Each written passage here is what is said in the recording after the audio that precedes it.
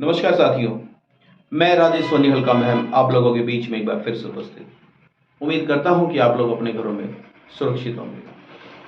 साथियों, अब चुनाव फिर से आ गया है और जब जब चुनाव आता है तब तक राजनीतिक पार्टियां अपना स्वार्थ सिद्ध करने के लिए हर समाज के लोगों को अलग अलग लॉलीपॉप दे करके अपनी तरफ आकर्षित करती हैं ताकि वे लोग उनके बहकावे में आए और उनको वोट दे दें। ऐसे ही हमारे साथ होता है। पिछड़े वर्ग की अगर हम बात करते हैं, पिछड़े वर्ग के लिए इन सरकारों ने किया क्या है, वर्तमान सरकार ने क्या किया और पूर्व की सरकारों ने क्या किया। हमारा अगर आरक्षण की बात करते हैं तो 27.5% आरक्षण बनता है। अगर हम हरियाणा की ही बात करते हैं, हरियाणा के अंदर हमारी एक भी विधानसभा के अंदर आरक्षित नहीं है। वैसे बात दूसरी है कि कोई पार्टी राजी खुशी होकर के किसी दया दृष्टि करके किसी बंदे को पार्टी टिकट दे दे तो दे दे। अगर हम बात करते हैं हक और अधिकार की, हक और अधिकार के ऊपर अगर हम बात करते हैं तो हमारा 27% आरक्षण होना चाहिए। 90 विधानसभाओं में से कहां है आप लोग? कहीं नहीं, देने की कोशिश ही नहीं। अरे दलित समाज के लोग भी बल्कि लड़ झगड़ करके अपने आरक्षित सीटों के ऊपर इलेक्शन फाइट करते हैं, ध्यान रहे इस बात का। मगर पिछड़े वर्ग के लोग क्या करते हैं? पिछड़े वर्ग के लोगों को ना ही तो कोई आरक्षित सीट मिलती और ना ही कोई आरक्षण है।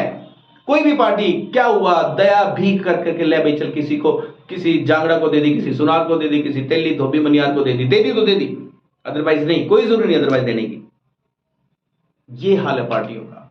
और मैं तो ये कहूंगा कि जिस भी समाज ने हिस्सेदारी दिखाई है ना, वही समाज तरक्की करता है। अगर दलित समाज के लोगों ने हिस्सेदारी दिखाई, बलिदान दिया है, लड़े हैं, लोग मरे हैं उनके, तब जाकर के उनको अपना आरक्षण मिला है, अपनी राजनीतिक हिस्सेदारी दिखाई है। हमारे पिछड़े वर्ग समाज के लोगों को देने की जरूरत ही क्या है? इनको तो सिर्फ आश्वासन ही दे दो, उसी में खुश हैं। तो जब आश्वासन से ही खुश हो जाते हैं आप लोग, तो फिर लेने की जरूरत क्या है और उनको देने की जरूरत क्या है?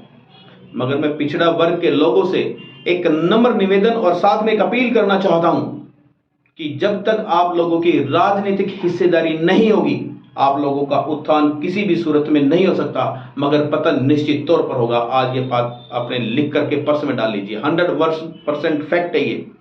क्योंकि जब तक आपकी राजनीतिक हिस्सेदारी नहीं होगी, आपकी असेंबली में और मेंबर पार्लियामेंट में, बड़ी पंचायतों में आपकी कोई आवाज उठाने वाला नहीं होगा।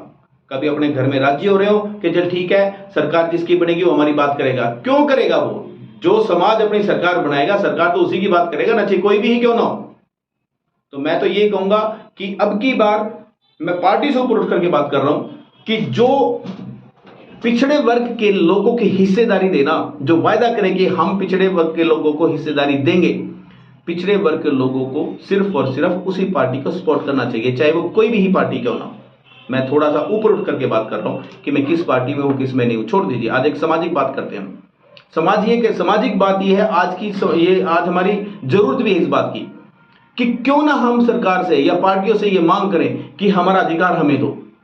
लड़ो ना अधिकार के लिए, लड़ते तो हो नहीं, अधिकार मिलेगा कहां से?